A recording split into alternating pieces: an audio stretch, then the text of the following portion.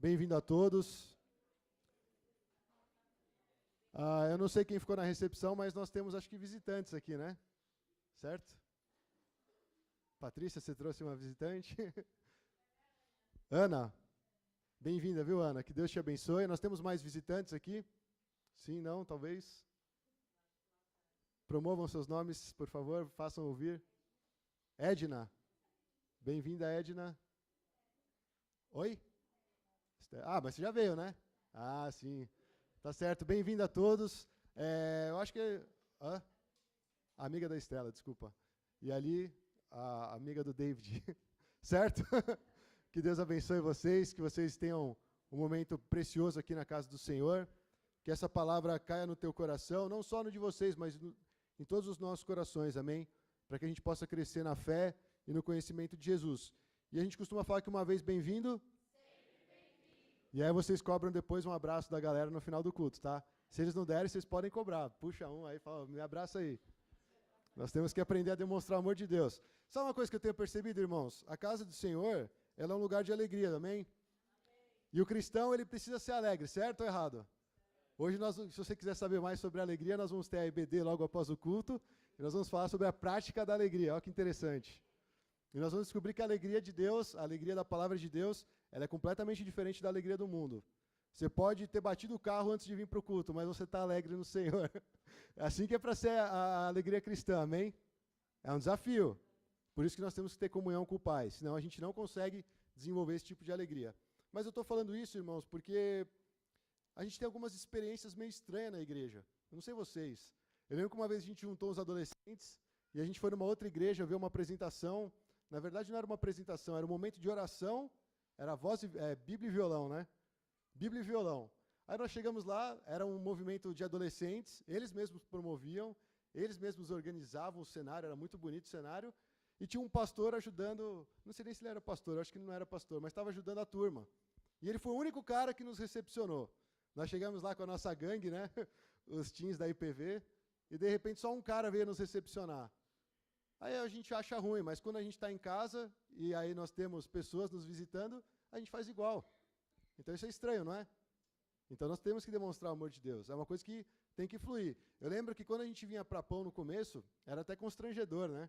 Você chegava assim, você ficava meio que... Você ia se acuando assim, tentando achar uma parede para você se encostar, porque a galera queria vir para cima. Você fala, pera aí, mano, vocês não me conhecem, quem é você para me encostar, né? Às vezes tinha uns caras que até davam um beijo. Você fala, quem é esse cara me dando um beijo?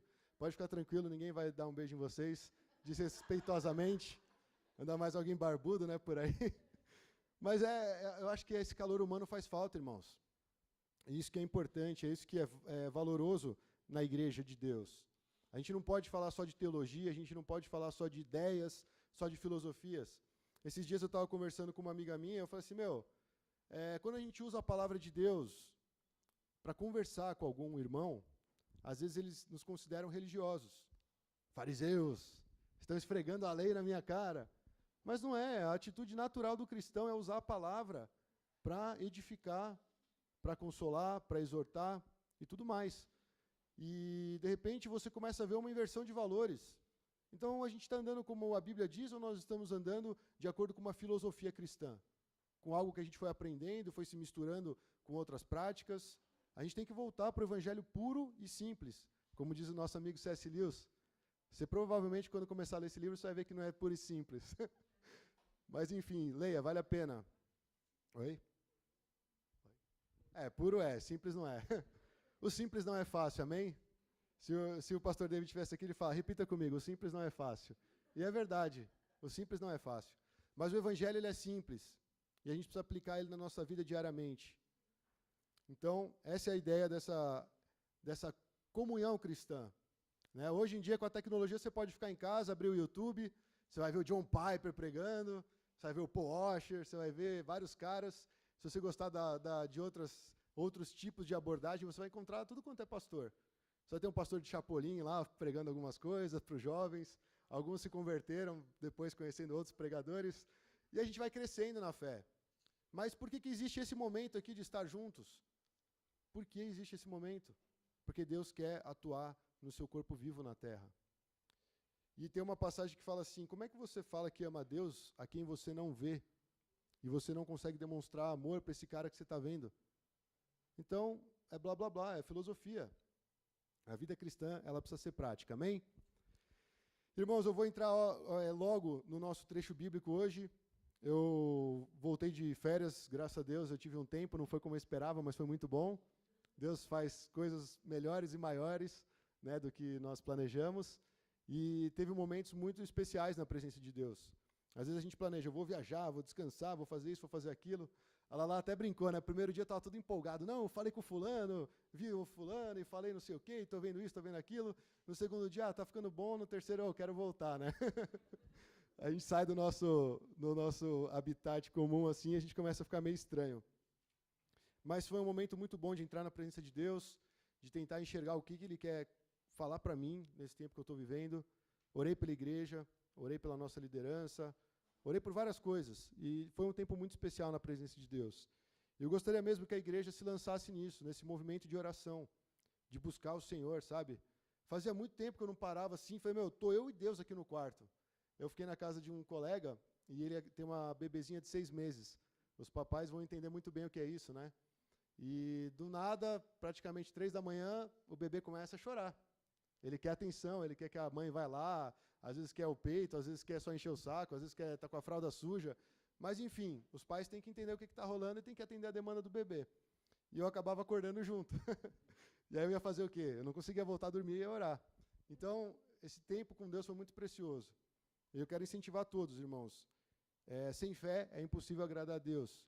Porque aquele que busca a Deus tem que crer que Ele existe e que Ele é galardoador, Ele é dadivoso com aqueles que estão buscando. Se você buscar o Senhor, Ele vai ter algo para falar para você.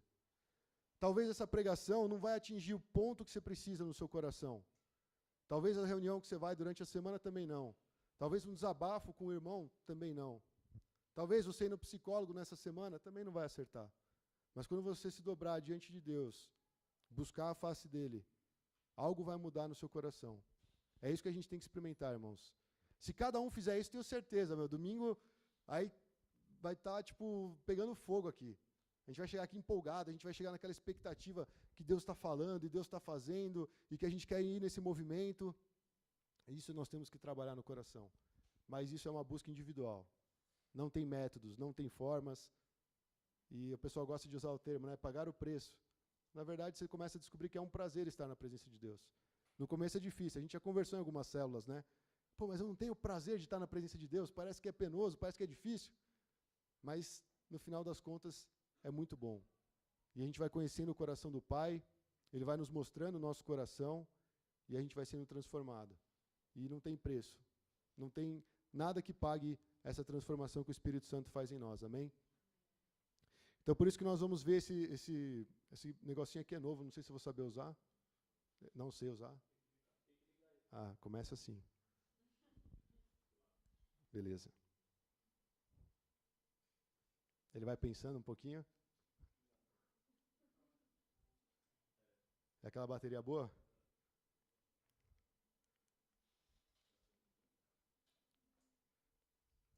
Essas tecnologias. Imagina o apóstolo Paulo lá, passando o PowerPoint para a igreja de Corinto, né? Olha lá, esse é o nosso tema, irmãos. Na casa do Pai, mas perdidos. Isso aqui é um tema, assim, é lógico, a ideia é chamar um pouco a atenção, mas isso é um fato hoje em dia nas igrejas. Nós estamos na casa do Pai, mas nós não sabemos para onde nós estamos indo. Nós estamos na casa do Pai e nós não sabemos quem é o Pai. Então eu espero que você se identifique em algum ponto nessa mensagem para reconhecer algo que você precisa mudar no seu coração para se aproximar mais de Deus. Porque Deus ele tem grandes planos para nós. Deus ele quer pegar o nosso coração do jeito que está e falar assim, dá na minha mão que você vai ver o que eu vou fazer com isso. Vou fazer algo bom. Eu vou trabalhar algo em você que você nem imagina. Você vai ser uma pessoa diferente, você vai chegar na sua casa, você vai ser alguém que parece que espalha uma paz no lugar, não por você mesmo, não por mim, mas pela presença dele em nós. Vocês creem nisso, irmãos? A gente não pode continuar vindo na casa do Pai e estar perdidão. Já pensou que tristeza? E nós vamos ver uma história aqui em Lucas 15, se você quiser abrir na sua Bíblia. Lucas 15 fala a história. Na verdade, Jesus ele conta algumas parábolas. Nós vamos ler a última, que é a parábola do filho pródigo. Todos conhecem a parábola do filho pródigo? Vocês vão ter paciência de ouvir mais um pouquinho essa parábola? Que ela é um soco no estômago. E um chute, né? Exatamente. É complicado. Tem que estar preparado. Então, vocês estão preparados? Eu fui muito confrontado nessa mensagem, até doeu. Então, que Deus trabalhe exatamente onde a gente precisa ser trabalhado. Eu vou ler aqui, mas você tem sua Bíblia aí, Lucas 15. Se você não tem Bíblia, abre o seu aplicativo. Se você não tem o seu aplicativo, colhe alguém que tem alguma coisa aí do seu lado e lê a palavra junto com a gente. Um homem tinha 2 filhos, e o mais novo disse ao seu pai, é a última parábola do Lucas 15. O mais novo disse ao seu pai, pai, eu quero a minha parte da herança. E assim ele repartiu sua propriedade entre eles. E não muito tempo depois, o filho mais novo reuniu tudo o que tinha e foi para uma região distante. E lá desperdiçou os seus bens vivendo irresponsavelmente. E depois de ter gastado tudo, houve uma grande fome em toda aquela região e ele começou a passar necessidade. E por isso foi empregar-se com um dos cidadãos daquela região que o mandou para o seu campo a fim de cuidar de porcos. Ele desejava encher o estômago com as vagens de alfarrobeira que os porcos comiam, mas ninguém lhe dava nada. E caindo em si, ele disse, quantos empregados de meu pai têm comida de sobra, e eu aqui morrendo de fome? Eu me porei a caminho e voltarei para o meu pai, e lhe direi, pai, pequei contra o céu, pequei contra ti. Não sou mais digno de ser chamado teu filho, trata-me como um dos teus empregados. A seguir levantou-se e foi para o pai. E estando ainda longe, o seu pai o viu e cheio de compaixão correu para o seu filho, e o abraçou e o beijou. E o filho lhe disse, pai, pequei contra o céu e contra ti. Não sou mais digno de ser chamado teu filho. Mas o pai disse aos seus servos, depressa, tragam a melhor roupa e vistam nele. Coloquem um anel em seu dedo e calçados em seus pés. Tragam um novilho gordo e matem-no. Vamos fazer uma festa e comemorar, pois este meu filho estava morto e voltou à vida. Estava perdido e foi achado. E começaram a festejar. Enquanto isso, o filho mais velho estava no campo, e quando se aproximou da casa, ouviu a música e a dança. Então chamou um dos servos e perguntou-lhe o que estava acontecendo. E este lhe respondeu, o seu irmão voltou e o seu pai matou um novilho gordo, porque o recebeu de volta são e salvo. O filho mais velho encheu-se de ira e não quis entrar. Então o seu pai saiu e insistiu com ele.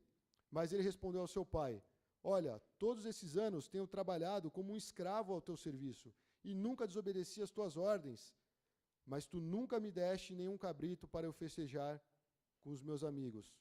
Mas quando volta para casa de seu filho, que esbanjou os teus bens com prostitutas, matas o novilho gordo para ele. E disse o pai, meu filho, você está sempre comigo, e tudo que eu tenho é seu. Mas nós tínhamos que comemorar e alegrar-nos, porque este seu irmão estava morto e voltou à vida, estava perdido e foi achado. Senhor, eu oro para que essa palavra realmente caia no nosso coração e venha nos confrontar, Senhor, naquilo que nós precisamos ser confrontados.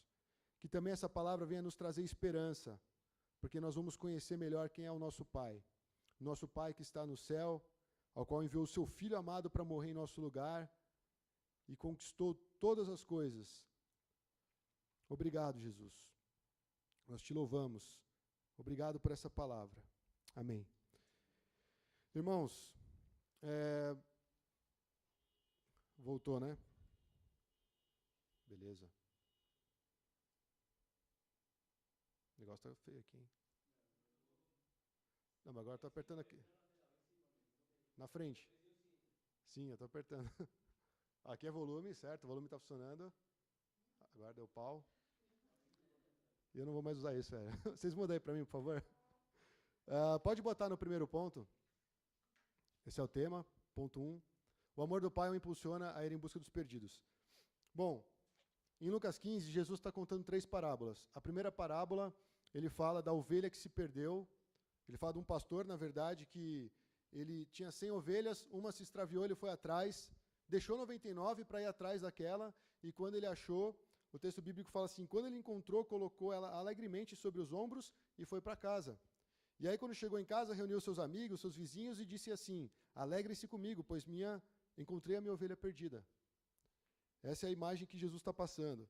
E ele fala, eu digo que da mesma forma, aí Jesus concluindo a parábola, haverá mais alegria no céu por um pecador que se arrepende do que por 99 justos que não precisam arrepender-se. A segunda fala sobre a dracma perdida. Uma mulher está lá em casa tal, e perdeu uma dracma.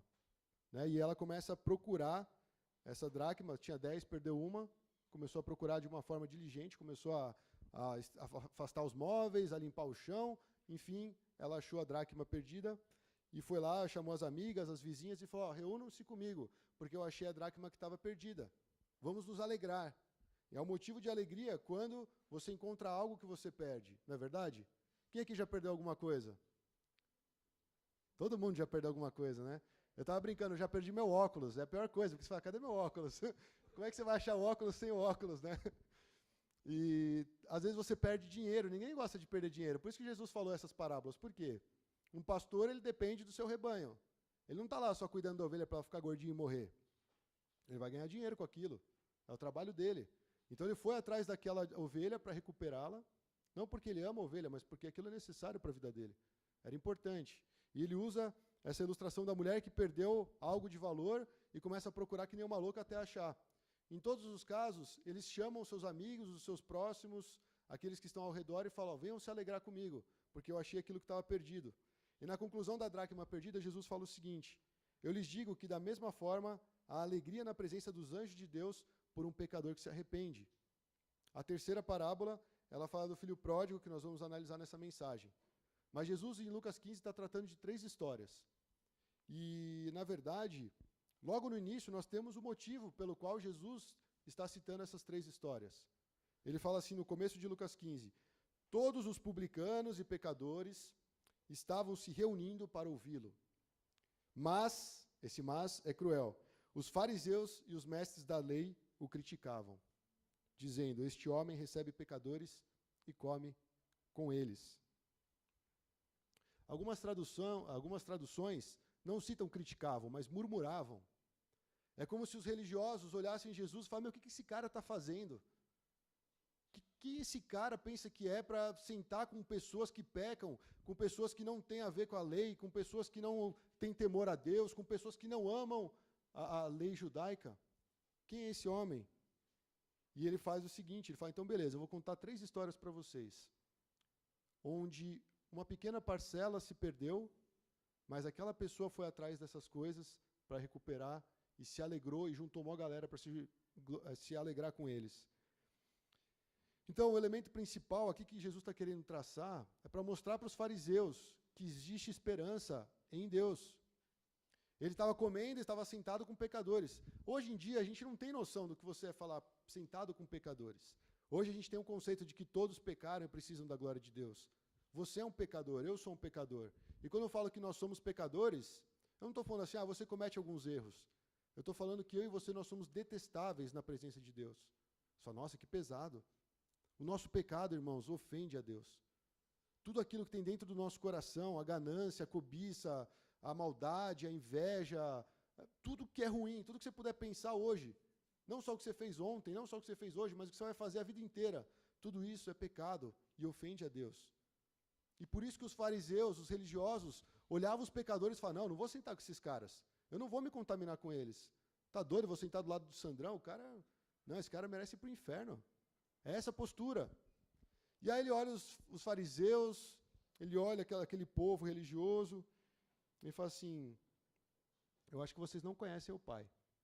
Eu vou contar essas histórias para fazer vocês chegarem no ponto que eu quero que vocês cheguem, porque existe esperança para aqueles que o amor de Deus alcança. O que faz um cara sair de uma vida de 30 anos usando crack? Talvez um filho incentive? Sim. Talvez a esposa? Talvez perder tudo isso? Talvez. Mas com certeza quem traz essa transformação é Jesus Cristo. O que faz nós sairmos de uma apatia espiritual, de uma vida religiosa, para amar fervorosamente o nosso Senhor? A presença dEle. Não é uma pregação, não é um livro que eu vou dar para o Alex e falar, Alex, lê esse livro que você vai ficar fervoroso. Não. A vida cristã, a vida em Jesus, é isso que nos transforma, é isso que vai nos fazer conhecer essa mudança de vida. Então Jesus está ensinando todos os religiosos que existe esperança quando o amor de Deus nos toca. Quando Deus vai atrás de nós. O amor do Pai o impulsiona a ir buscar os perdidos. A ovelhinha se perdeu, O pastor daquele rebanho fez questão de deixar as 99 para ir buscar aquela que se extraviou.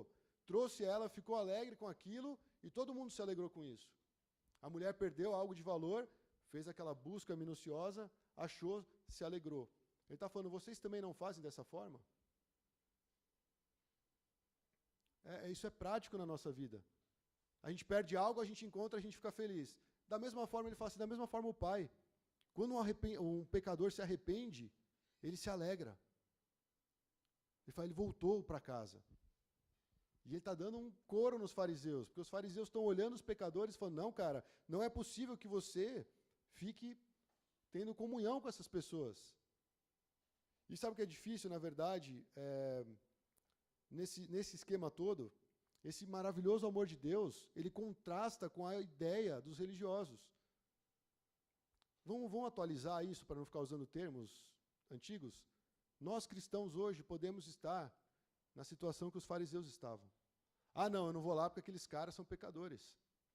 Ou então nós somos aqueles que se consideram próximos de Jesus, mas continuam nos seus pecados e, portanto, estão longe também do Pai. Então, Jesus, na verdade, está atingindo com essa mensagem duas frentes, tanto os pecadores quanto os religiosos.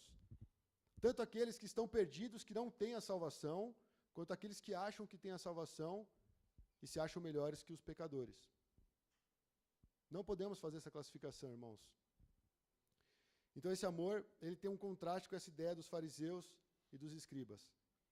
E, na verdade, eu vejo que esse amor, ele trabalha uma questão da graça. E a gente não sabe pregar sobre graça. Porque parece que se eu pregar sobre graça, você vai falar, opa, eu vou sair do culto, então eu vou liberar geral, posso fazer o que eu quiser. Mas, cara, quem conhece a graça de Deus, sabe que ela nos transforma, que ela nos constrange. Essa graça que alcança o pecador, cara, o pecador é o cara que está longe da alegria, está longe da vida. Ele está longe de tudo que é coisa boa, ele está enfiado nos seus pecados, ele não consegue sair, ele está desesperado, mas ele continua nessa caminhada da vida achando que está tudo bem. Todos nós passamos por esses momentos. Todos nós necessitamos de um encontro com Cristo. Todos nós precisamos ter esse encontro quando nós estamos perdidos. Mas uma vez que nós somos alcançados, o que a gente faz? A gente se alegra e depois a gente entra numa vida religiosa, a gente veste uma capa de agora eu sou um cristão, e ou a gente vai fazendo tudo certinho para não dar nada errado, para a gente não ser castigado por Deus, ou então a gente bota só a roupinha no domingo e na segunda-feira a gente tira isso e vive como a gente quer. Por isso que eu falei, essa parábola aqui, ela vai pegar fundo no nosso coração. Jesus está falando assim, existe possibilidade de um novo começo. O Pai, ele está interessado em buscar aqueles que estão perdidos. Existe esperança para aqueles que estão longe. Mas ele quer que as pessoas despertem. Tanto os pecadores. Por que Jesus come com pecadores? Ele quer alcançar os pecadores. Por que Jesus, ainda assim, também senta com os fariseus? É duro com os fariseus? É sim. Mas porque ele quer ensinar, o coração de vocês está cheio de malícia. Vocês precisam ser transformados. Ele chegou até a falar para eles, vocês parece que estão impedindo quem quer entrar de entrar e vocês não entram. Tipo assim, ele está na porta do céu, não, Li, você não vai entrar, porque você tem que fazer isso, isso, isso, isso. Ele mesmo não faz, mas ele aponta o que ela tem que fazer. Isso está confrontando a nossa vida religiosa, nossa religiosidade, melhor dizendo. Faz uma reflexão de como tem sido a sua vida cristã. Em qual desses pontos você está? Será que você é um pecador que está totalmente desviado dos caminhos de Deus? Mesmo na casa do Pai, o tema fala sobre isso. Na casa do Pai, mas perdidos. Os dois estavam perdidos na casa do Pai. Essa história do filho pródigo nos mostra isso. E só para fechar essa ideia de como Jesus começou o texto de Lucas 15, as 3 parábolas vão falar do amor de Deus indo atrás daquele que está perdido, para mostrar para aqueles que acham que estão bem na fita com Deus, de que o amor também se estende para aqueles que estão longe. Quando nós vamos pregar o evangelho, irmãos, a gente tem que ir com essa mentalidade. Eu e vocês, não. A graça de Deus, ela está derramada sobre todos. Nós temos a misericórdia de Deus ao nosso favor, porque nós conhecemos Ele, nós somos resgatados, e nós vamos pregar o evangelho para que aquela pessoa tenha essa alegria. Nós vamos compartilhar a salvação, não porque nós somos melhores, mas porque nós somos alcançados por Ele. Ele já nos procurou, Ele já nos amou, e nós temos amor para dar. Você julga as pessoas que você acha que elas não andam corretamente? Talvez aqui dentro da igreja, você olha alguém e fala assim, mano, esse cara aí fala que é cristão, mas não é. Então provavelmente você está na posição dos religiosos. Ou então você é um cara que não está nem aí para Deus, está dando de ombros. Você está na classe dos pecadores, que precisam se arrepender, precisam voltar para o Pai. Essa parábola pega todos nós, irmãos. Então, eu acredito que depois disso que eu falei, não tem nada que a gente possa fazer a não ser a gente se render diante de Deus. Porque essa graça e esse amor, eles podem transformar. E o melhor de tudo, está disponível para todos. Essa parábola, a terceira que nós vamos aprofundar agora, ela fala sobre o filho pródigo. Eu nunca entendi o termo pródigo. Vocês sabem o que significa filho pródigo? A gente ouve tantas coisas, né, no sermão, e às vezes a gente entra aqui, sai ali, ou então a gente até reproduz aquilo, mas a gente nunca vai atrás da fonte. E aí eu peguei fontes mais comuns a todos os seres humanos. Oi? Perdido? Eu vou falar os termos que eu localizei aqui, tá? Eu fui consultar o profeta Google, e lá estava falando que pródigo significa esbanjador. É um cara que pega as coisas e gasta de qualquer jeito. Ele não tem na mente dele um filtro de como gastar aquilo que ele recebe. E aí eu fui num outro, também um profeta muito conhecido chamado Wikipedia, ou Wikipedia, para quem preferir, que fala que pródigo é a pessoa que se revela por um gasto imoderado capaz de comprometer o seu patrimônio. É considerado uma doença mental. Em outras palavras, o filho mais novo é um débil mental porque pediu a herança e não sabia nem como usar. Você vai gastar tudo aquilo que era para ser o seu patrimônio, você vai gastar por conta de uma necessidade pontual e você esbanja aquilo sem ter noção do que você está fazendo. É alguém sem maturidade. É alguém que não tem preparo para lidar com aquilo que pode, vamos dizer assim, entre aspas, tá, salvar a vida dele. Então, por que eu estou dando essas classificações? Para a gente entender que quando Jesus fala assim, eu vou contar a parábola do filho pródigo, ele está falando, eu vou contar a parábola de um cara que desperdiçou tudo que ele tinha. Um cara que teve a chance de ser alguém na vida e ele desperdiçou isso. Por quê? Porque ele não conhecia o Pai. E muitos de nós, irmãos, presta atenção, nós vamos passar por essa vida, tentando ganhar essa vida, mas nós vamos perder, porque nós não vamos conhecer quem é Cristo. Jesus fala assim, aquele que perde a vida por minha causa vai achar. Cara, isso dá um nó na minha cabeça. Não é para você ler esse trecho e falar, beleza, Jesus, eu entendi.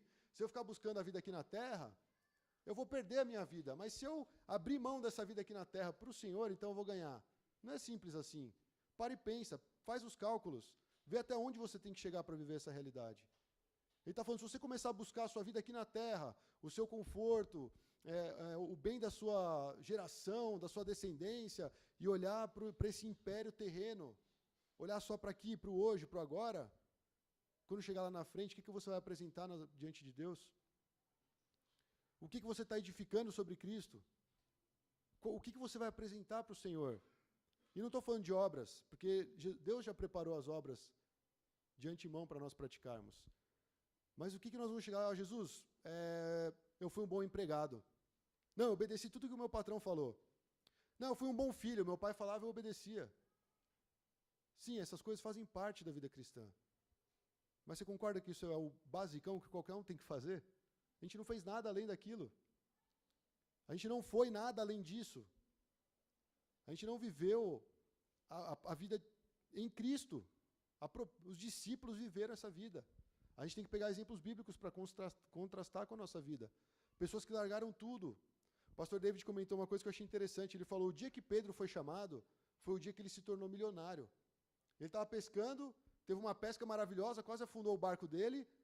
Cara, opa, a minha renda está aqui, ó, está garantida, não preciso pescar mais o ano inteiro. E Jesus falou, vem e me segue.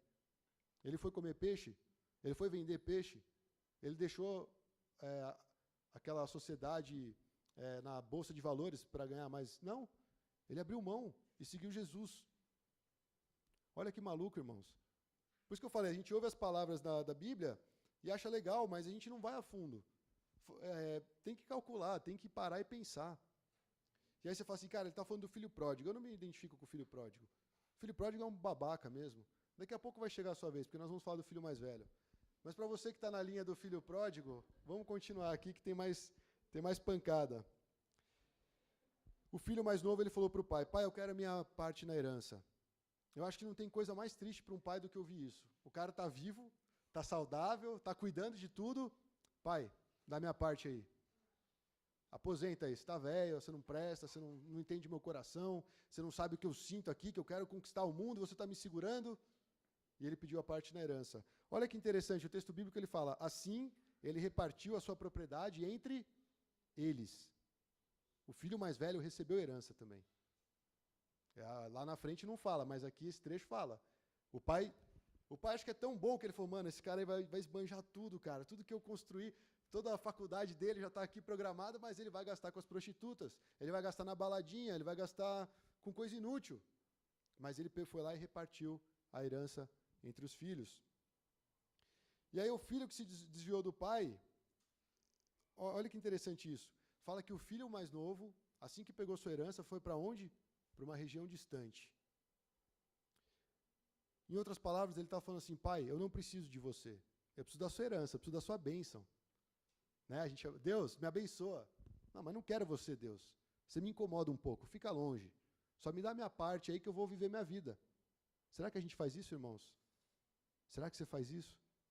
Estamos falando do filho pródigo. De um filho que, segundo o texto bíblico fala aqui, ele vive irresponsavelmente. Ele vai para uma região distante, ou seja, ele vai para longe do pai.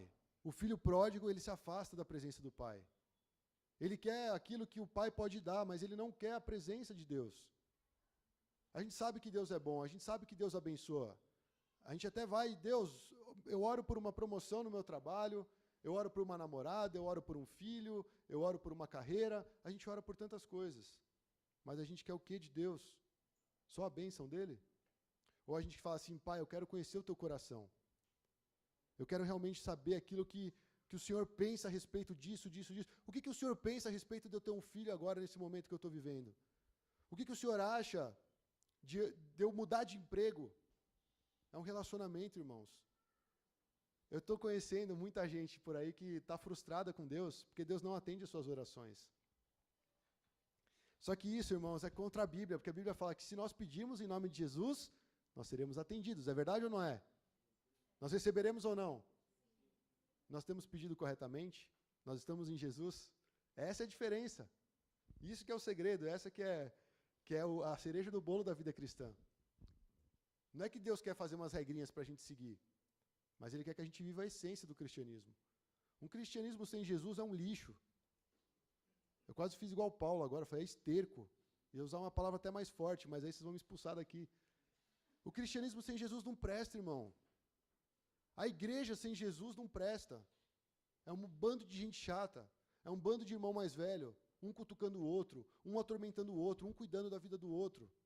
Ou então um bando de filho mais novo que quer sair embora, viver a vida, curtir a vida doidado, igual aquele filme, né? Vocês assistiram esse filme? É da minha época. Os mais novos vale a pena assistir, é muito legal.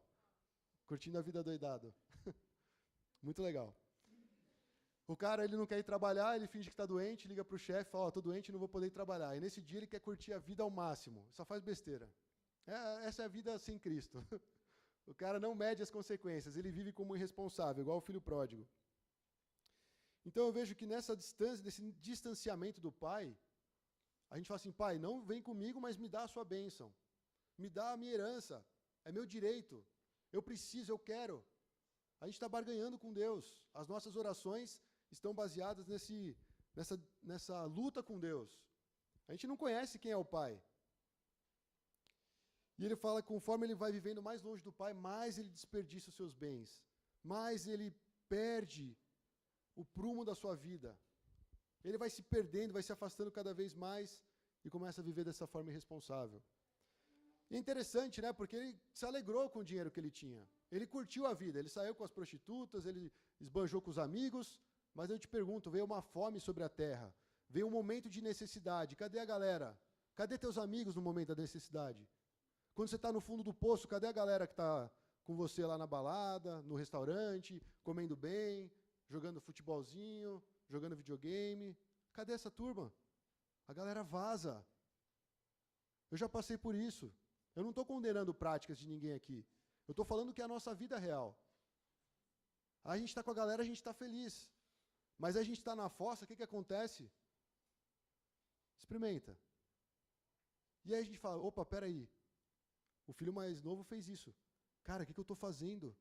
Eu desperdicei tudo que meu pai me deu, tudo que meu pai trabalhou a vida inteira e falou, ó, filho, é seu, eu desperdicei nesse tempo. Agora que veio um tempo de dificuldade, surgiu uma necessidade. E o que ele tem? Qual é o recurso que ele tem? Sabe o que o cara fez? Vou arranjar um trampo que vai resolver minha vida.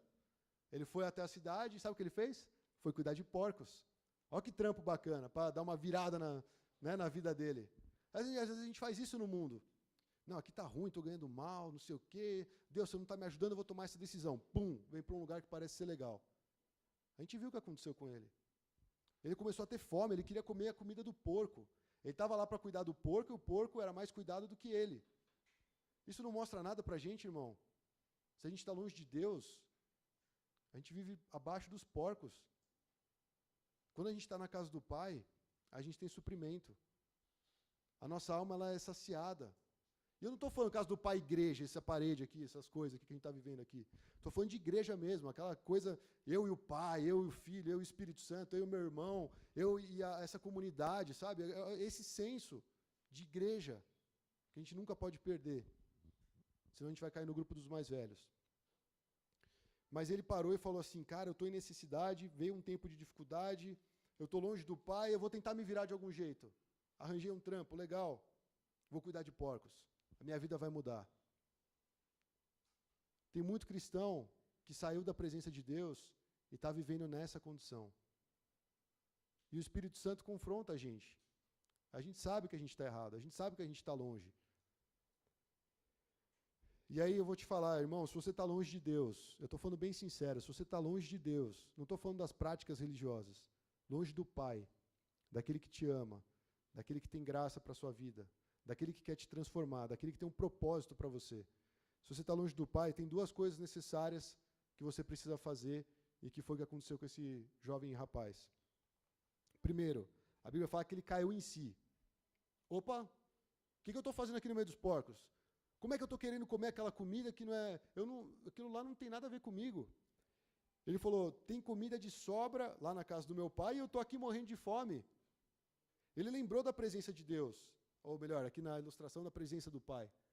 Falou, lá no meu pai ele tinha vários empregados, tal, então sabe o que eu vou fazer? Eu vou voltar para o meu pai e eu vou dizer, pai, eu pequei contra o céu e pequei contra ti. Eu não sou mais digno de ser chamado teu filho. Então me trata como um dos teus empregados. Porque até os seus empregados você trata melhor do que essas pessoas tratam. Então, primeira coisa, cair em si. Isso se chama arrependimento. Se nós estamos longe do Pai, nós precisamos nos arrepender. E arrepender é cair em si. Falar, cara, a vida que eu estou vivendo está um lixo. A vida que eu estou vivendo está seca. A vida, na verdade, que eu estou vivendo não é vida.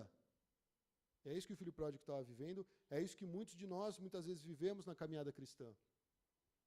E a segunda coisa... A Bíblia fala que a seguir, ele se levantou e foi. Ação. Falta ação no cristianismo de hoje.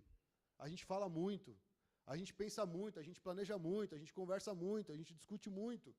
Mas e a parte prática? A Bíblia está falando, se arrepende e volta. Tem muitos que vão lá, se arrepende e chora, Deus, é verdade, essa semana eu pequei, nossa, eu fiz aquilo outro, estou longe do Senhor. Mudou a semana, passou o arrependimento, acabou. Vai voltar. O porco volta para onde? Para a lama. Vamos dar um banho num porco um dia? A gente traz um porco aqui, bem sujinho, lava ele bonitinho e depois mostra a lama para ele. O que ele vai fazer? Não, eu não quero essa lama não me presta. Não, ele vai direto na lama, não sei porquê, mas a natureza do porco. A natureza do pecador é se afastar de Deus, a natureza do pecador é se enfiar na lama, na verdade não na lama, em coisas piores, e isso para o pecador é normal. Mas quando ele cai em si, ele fala, cara, eu não fui criado para isso. Eu não fui criado para essa vida que eu estou vivendo. Eu vou voltar para a casa do Pai. Ele se levantou e foi para o Pai. Lembra o que ele tinha no coração? Ô pai, eu pequei contra ti, pequei contra o céu, me aceita como um empregado, porque filho eu não sou mais. Qual que foi a postura do pai? Olha lá o amor de Deus, olha a graça de Deus. Ele fala assim, ó, quando o filho ainda estava longe, o seu pai o viu e cheio de compaixão correu para o seu filho, o abraçou e o beijou. Você tem dúvida do amor do pai por você? Cara, muitas vezes eu duvidei do amor de Deus por mim. Aliás, nessas férias, várias vezes eu duvidei do amor de Deus por mim. Eu ajoelhava e falava, Deus, o Senhor não ouve a minha oração, eu preciso ouvir tua voz. E eu, opa, a voz de Deus é muito sutil, irmãos. É muito sutil. E quando você acha que você está certo em várias coisas, ele fala, mano, você não sabe nada. Você ainda é moleque, cresce. Ele é um pai que tem compaixão. Está vindo aquele filho fedido, sujo, podre, desgraçado, que pegou a herança toda, gastou de uma forma imbecil, e o pai vai até ele. Se você está na condição desse cara, se você está vivendo abaixo da média natural da vida de um cara que foi chamado por Deus, não aceita essa vida. Cai em si. Volta para o pai. E o pai, ele tem essa compaixão. E isso os fariseus não entendem.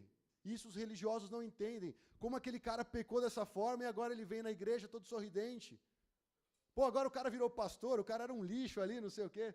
A gente ouve essas coisas. Eu já fiz essas coisas. Mas o pai é esse que tem esse amor. Se você está levando uma vida como esse filho pródigo, o pai está esperando o seu retorno. Já bati em você, agora vou bater no outro lado. Eu vou apanhar mais um pouquinho. O segundo ponto, irmãos, pode jogar aí para mim? O segundo ponto. Nós vamos falar sobre quem está perdido na casa do pai. Nós vimos que o pai foi lá, correu, abraçou, beijou, deu um anel, pôs sandália, deu roupa nova, falou, filho, vamos lá comer um churrascão agora, porque você chegou, estou alegre, chama a galera, vamos celebrar. O que tinha lá na hora? Tinha música, tinha dança. Quem é que dançou nas últimas 24 horas? A gente não dança mais, né? A Lala dançou. Não, ontem a gente foi numa festinha lá, e aí, tipo, tinha um showzinho ao vivo, você comia churrasquinho e tal, tinha até criança no lugar, não era nada assim, como é que fala? É um lugar escuso, né? Era uma coisa bem tranquila. Só que eu olhava as pessoas dançando e sorrindo, eu falei, mano, que idiota, né? As pessoas ficam olhando uma para outra sorrindo, como se tivesse motivo para sorrir. Eu não entendi aquele movimento todo, mas a Bíblia fala de dança. A Bíblia fala de alegria. E às vezes a gente deixou de ter alegria na presença de Deus. Cara, eu sou um cara rabugento, eu sou um cara que ficou com a cara amarrada, eu sou um cara introspectivo, eu fico pensando na vida, filosofando em várias coisas, mas eu falei, Deus, a minha vida está meio chata, né? Às vezes eu faço umas piadas boas que eu sei que vocês gostam, a pessoa se alegra, aí ó, tá vendo? As pessoas se alegram, eu falo, ai Deus, talvez eu tenha um lado assim divertido, mas na verdade, na constância da vida eu não sou um cara alegre. Aí eu comecei a pensar, alguma coisa está errada. Eu comecei o culto falando que a alegria faz parte da vida cristã. Nós precisamos ser alegres. Mas não é um bobo alegre. Tem muito cara bobo alegre que ri de tudo, né? Nós precisamos ter a alegria que vem do Espírito Santo, porque a alegria é um fruto do Espírito. Se você está cheio do Espírito Santo, cara, você está cheio de alegria. Não, mas eu bati o carro agora, briguei com a minha esposa, estou gripado. Tá bom, mas você tem o Espírito Santo. E você fica alegre. Como? Não sei, meu, vai experimentar essa vida e me fala. É uma coisa individual. Os caras estavam presos, tomando chibatada e estavam alegres porque estavam apanhando no nome de Jesus. Você explica isso? Hoje a gente já toma um xingo assim, uma coisa atravessada, já fica boladão. Isso é a vida cristã. É isso que eu quero. Se for menos que isso, não tem condições, irmãos. A gente tem que viver nesse nível. De ter a presença de Deus. E aí nós vemos duas atitudes diferentes. A do pai e a do irmão mais velho para com aquele cara que está voltando da lama, né? O pai se preocupou em como receber o filho. Ó, meu filho está chegando, ele está longe, mas eu vou lá, vou abraçar ele, vou limpar ele, tal.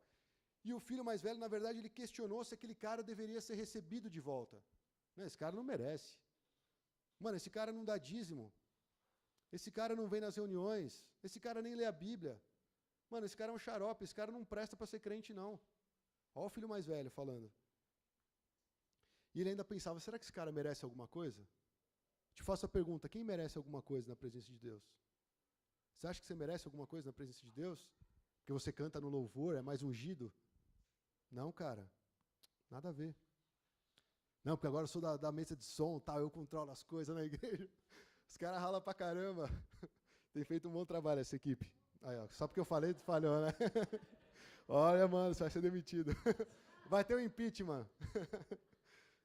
Então, o filho mais novo... Sabe o que o filho mais novo teve, que o filho mais velho não tem? Você vai se assustar. Mas o filho mais novo tem coragem de fazer o que o filho mais velho não consegue ter. O filho mais velho falou, mano, o filho mais novo falou, tá um saco aqui, velho, eu vou embora. E foi. O filho mais velho ficou lá, cumprindo as leis, cumprindo a regra. Nossa, Deus, eu estou trabalhando para você duro. Eu estou vivendo essa vida cristã, estou lendo 10 capítulos por dia, estou fazendo jejum, estou chorando por todo mundo, ninguém se converte. Ele é o Jesus na terra. Ou como dizem brincando lá no CTM, a quarta pessoa da Trindade, né? O cara é santo. E Deus não está ouvindo ele, que absurdo. E aí o filho mais velho ficava olhando, mano, esse cara não merece ser aceito. Porque ele saiu de casa. Mas no fundo ele quer sair de casa. No fundo ele já não suporta mais esse sistema que ele entrou. O coração dele já está corrompido. Já está cauterizado, ele já não sente mais a presença de Deus. Ele já não se derrama mais na presença de Deus. Mas ele está na casa do Pai. Mas está mais perdido que aquele que fugiu. Está com a vida seca. Game over, espiritualmente falando. Mas está lá, nas práticas religiosas.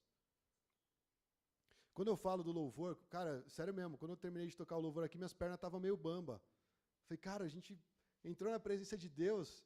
Eu até falei, o que eu faço agora? Porque, sei lá, eu senti algo diferente. Eu falei, não, Deus, toda vez que eu entrar na tua presença por meio do louvor, eu quero experimentar a tua presença. Porque não é possível, a gente canta 4 musiquinhas pro teto e acabou a nossa vida, vamos começar o culto. Não, Deus está ali. Mas o filho mais velho é o cara que fala, bom, agora é o momento do louvor, vamos lá, meia hora. Nossa, ali você está cantando uma música a mais. Não, não é possível, cara. Vai atrapalhar os dízimos e ofertas, e depois vai atrapalhar a pregação do ministro e tal, e vai ter a oração. Nossa, eu vou ter que pegar meu carro e tirar. Meu cara já não está fazendo mais nada espiritual. Ele está no automático. O filho mais velho vive no automático. Está longe de Deus, cara, mas está na casa do Pai. E da mesma forma que ele não sai de casa, ele não consegue encontrar espaço para arrependimento. Sabe por quê? Porque ele acha que ele é justo. Você já tem aquela sensação, cara, faz tempo que eu não me arrependo? Talvez você ache que isso é bom demais. Você não precisa de perdão de pecados. Você está bem na fita com Deus, cara. Você está cumprindo tudo. E aí você não tem espaço para arrependimento. Porque você se acha justo. Esse pecado se chama autojustiça. Quem coloca em você a couraça da justiça não é você mesmo. É Jesus. Mas esse filho mais velho, ele fez assim, opa, aqui tem uma couraça da justiça, deixa eu vestir ela. Pronto, eu sou justo. O religioso faz isso. Os fariseus fizeram isso. Eles botaram a capa da justiça, falou, eu estou bem com Deus, e os pecadores não merecem entrar onde eles querem entrar. Por que Jesus está comendo com eles? Então essa posição é muito difícil, irmão. Não seja irmão mais velho. Ele também, o filho mais velho, eu percebi que ele vive ocupado. Se você ler o trecho bíblico, sabe onde ele estava na hora que estava tendo a festinha? Ele estava no campo, estava trabalhando. Estava certo, tem que ganhar o pão. Tem que correr atrás, tem que fazer sua parte. Esse é o filho mais velho. Ele está sempre atarefado. A vida dele é baseada na performance e nos resultados. Ó Deus, eu estou fazendo. Ó Deus, eu consegui. Deus, cadê? Ó, eu estou fazendo, cadê Deus? Estou esperando. Você não falou que se eu plantar, uma hora eu vou colher? Música e dança não é algo familiar para o coração do filho mais velho. O filho mais velho não aceita dança e música. Para ele é perda de tempo. Para ele está atrapalhando aquilo que deveria ser uma ordem, né? É muito comportado, é muito comum. Sabe aquele negócio, não posso desviar daqui. Por que eu estou falando isso? Cara, você nunca ouve ninguém dando um glória aqui no louvor, berrando assim, glória a Deus. Uma vez veio o Juninho aqui, vocês lembram dele de Belo Horizonte? Oh, o cara se entregou aqui, mano, não estava nem aí para você, nem aí para mim, nem aí para a banda. Ele estava na presença de Deus. E do mesmo jeito que ele louva aqui, ele louva em BH. E não é a banda deles que faz diferença, não. Vou te falar que a nossa é melhor tecnicamente. Mas o que eu experimentei ali no louvor deles, cara, faz tempo que eu não sinto aqui. Eu não estou falando isso para menosprezar o nosso grupo, porque eu sei que o pessoal se esforça. Mas estou falando de uma atmosfera na presença de Deus, que é cultivada por todos, não só pelo ministério de louvor. Faz falta. Então o filho mais velho, cara, ele não se dobra. Ele fala, não, o momento do louvor é meia hora. Fica lá meia hora, firmão. Agora é hora de sentar. Ele vai lá e senta. Agora é hora de levantar para dar o dízimo. Agora é hora de fechar os olhos para orar. Vou até baixar a cabeça. Amém. Aí senta, vamos assistir o culto. Cara, que vida chata. Se o cristianismo é isso, cara, a gente tem que cometer um suicídio nessa vida cristã. Porque não vale a pena. Mas eu te falo que não é isso que Jesus está propondo para nós. Ele está propondo uma vida intensa, de adoração, de entrega. Você fala, Deus, é só no Senhor que eu tenho a redenção. O Senhor me salvou, eu estava na condição daquele cara no meio da lama, e o Senhor com o teu amor me chamou, mesmo eu não merecendo. E isso te faz entrar na presença do Pai, a querer conhecer mais o Pai, a receber mais desse amor, porque é uma fonte inesgotável. Às vezes a gente procura amor nas pessoas. Talvez você procure amor no seu pai, na sua mãe, uma aceitação de algum amigo seu, numa namorada, num namorado. Cara, é muito limitado, é muito pouco. Pode ser bom, pode ser até algo que é bênção de Deus, mas vou te falar, é uma fonte que seca. Você fala assim, mano, os caras começaram a namorar, era um casalzinho, pombinho, bombonzinho, florzinha. Mano, casou, agora é o... Como é que é? O MMA, né? Tipo, é fight, cara.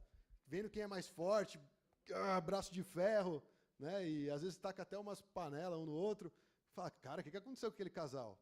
Não, eles não buscaram a presença de Deus. Não, cara, não é. Está faltando vida. Está faltando essa coisa que nós queremos apresentar aqui nesse culto.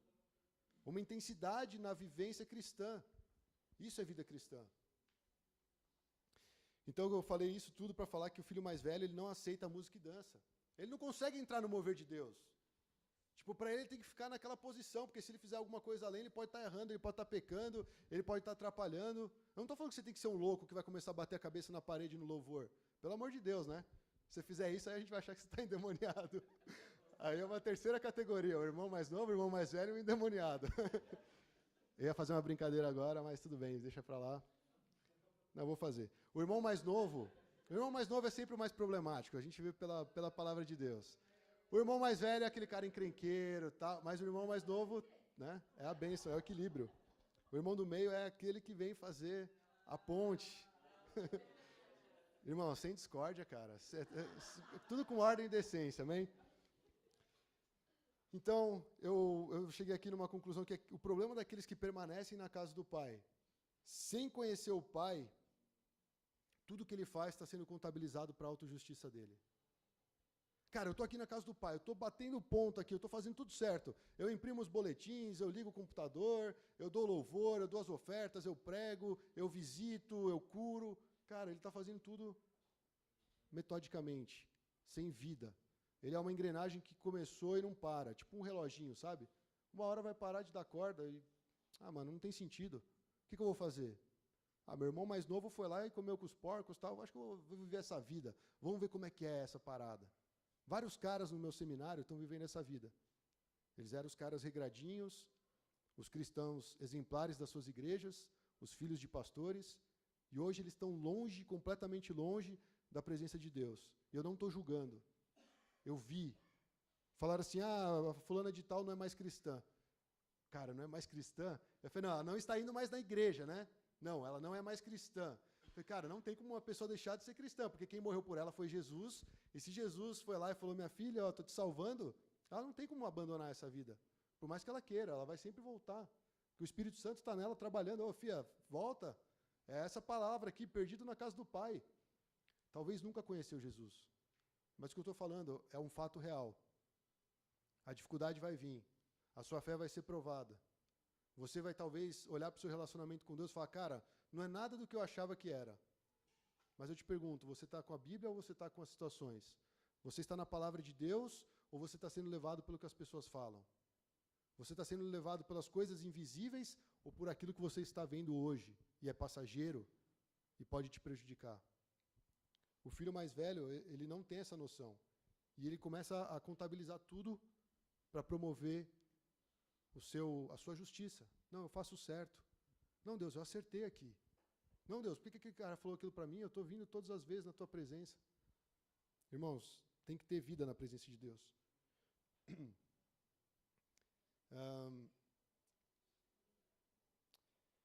Essa postura é perigosa porque a gente acha que a gente é merecedor de algo. Deus, eu estou fazendo. Então você precisa me dar. Não é uma matemática fácil? Seu pai fala, vai lá estudar, senão você não vai jantar hoje. Você estuda, então, pai, agora eu posso jantar? Pode. Você cumpriu o seu dever. Tem muito cristão que vive assim, na questão do dever. Ah, mas é obediência. Cara, não é obediência. Obediência, ela também associa com amor. Você obedece porque você ama o Pai. Jesus falou isso, quem me ama obedece os meus mandamentos. Então você não vai esculachar a vida com Jesus, porque ele falou, se você me ama, você vai obedecer os meus mandamentos. a obediência também existe o amor, um relacionamento. Não é só cumprir tarefa. O filho mais velho, ele só sabe cumprir tarefa. E o pior de tudo, na verdade, é que ele sente ira no final de tudo. Se você pegar a história do filho mais velho, depois que ele sabe do que o pai fez pelo filho mais novo, ele fala, não, mano, agora eu tô irado. Como que o pai fez isso? Por que não comigo? Por que foi com aquele cara que não merece? E ele se enche de ira. E ele fica indignado quando as coisas não saem do jeito esperado. Se você está se identificando com isso, você está bem perto do perfil do irmão mais velho. Mas não é para você se envergonhar, não. É para o Espírito Santo mostrar o que tem no teu coração e você cair em si e voltar a ter o relacionamento que você tinha com Deus no início. O filho mais velho, ele não consegue entender a graça de Deus. Entender a graça é muito difícil para o irmão mais velho. Porque, na verdade, ele não se permitiu ser tocado pela graça. Cara, imagina você viver a vida cristã 40 anos, nessa escravidão, sem conhecer o Pai, só cumprindo objetivos, batendo metas, seguindo regras, sem vida, sem ter aquele relacionamento gostoso com Jesus, que você realmente considera ele um amigo, alguém que te ama, alguém que está com você, você às vezes fala até sozinho no carro. Eu estou chegando à conclusão cada vez mais, irmão, a igreja é uma bênção, a comunhão com vocês é ótima, mas no final das contas, o que eu vou levar dessa vida é o que eu construí com Deus. Isso não depende do pastor Chang, não depende do grupo de louvor, não depende da minha célula, não depende nem da minha família. É eu e Deus. Um dia eu vou chegar diante dele e vai falar, e aí, como é que foi o nosso relacionamento aí na terra? Você viveu 80 anos, cara, e só ficou indo na igreja todo domingo? Até tentou entrar no grupo de louvor, mas você não cantava bem, então não presta para nada? Não tem sentido. A gente precisa viver a vida com Jesus, intensamente, desejando a presença dele, desejando conhecer o Pai. Não vale a pena a gente estar perdido na casa do Pai. O filho mais velho está na casa do Pai, mas está tão longe quanto o seu irmão. Cara, quando eu analisei esse ângulo, eu falei, cara, eu sou podre. Porque muitas vezes eu me achei melhor que os outros. Ah, ó, Deus, eu sou ministro, eu larguei meu emprego tal, e larguei minha carreira, e não sei o que vai ser do futuro, mas eu entreguei minha vida nas mãos do Senhor, por que não está acontecendo isso, por que não está acontecendo aquilo? Olha o fulano de tal. Eu falo, mano, você está mais perdido que ele, cara. Cai em si. Sabe o que é engraçado? Sabe qual foi a postura do pai aqui? Vocês lembram no texto bíblico? Ele ficou todo boladinho, saiu batendo o pé, não ia entrar na festinha, e a Bíblia fala que então o seu pai saiu e insistiu com ele. O pai foi até o irmão mais velho e falou, filho, vem cá, deixa eu conversar com você. Eu precisava me alegrar porque o teu irmão que estava perdido voltou. E ele argumentou, pai, mas você deu a melhor coisa para ele, eu sempre te servi, você nunca me deu um bezerro para eu me alegrar com meus amigos. Cara, ele quer se alegrar, mas ele não consegue. E o que o pai responde? Tudo que tem aqui é seu, tudo que é meu é seu. Está aí, está disponível, mas você vive essa vida toda estranha, sem conhecer quem eu sou, nunca pegou um bezerro porque você não quis. Deus está aí, ó, disponível. Desfruta, vai lá com seus amigos. Curte com eles. Seja amigo, seja verdadeiro, seja sincero, viva a vida intensamente. Eu não estou falando de pecado, estou falando de alguém que foi restaurado por Deus. É como se ele falasse, filho, o que você está vivendo? Você está dentro da minha casa, está pior que o outro. Tudo que eu tenho é seu. É o pai mostrando o amor, falando, ó, está disponível. Para de olhar para o outro, olha para você. Está disponível. O meu amor, a minha graça está disponível para você também. Então, se você tem levado a vida como deste filho, o pai também espera o seu retorno. Na verdade, todos nós temos que retornar para Deus, amém? O pai está esperando todos aqui. Fala, meu, não sei se você é o filho mais novo, que está aí na prostituição, está numa vida estranha aí, cheia de pecado, não vou ficar citando pecados aqui. Ou se você é um cara super engessado na fé, Deus está olhando e fala, meu, volta para mim. Fica na minha casa, mas fica comigo. Já pensou, você vai visitar seus pais quando eles são idosos? Você entra, desfruta de tudo que tem na casa e vai embora. Você não dá um abraço nos seus pais? Mano, não tem sentido. São coisas. São cumprimento de tarefas. Ah, eu visitei. Tem que viver esses relacionamentos. E isso vai se estender para a nossa vida cristã prática. Na igreja, no trabalho, em casa. Então a fonte está em ser achado pelo Pai. Experimentar o amor do Pai. receber a graça do Pai e viver a vida que Ele quer que a gente viva. Amém? Vamos ficar de pé?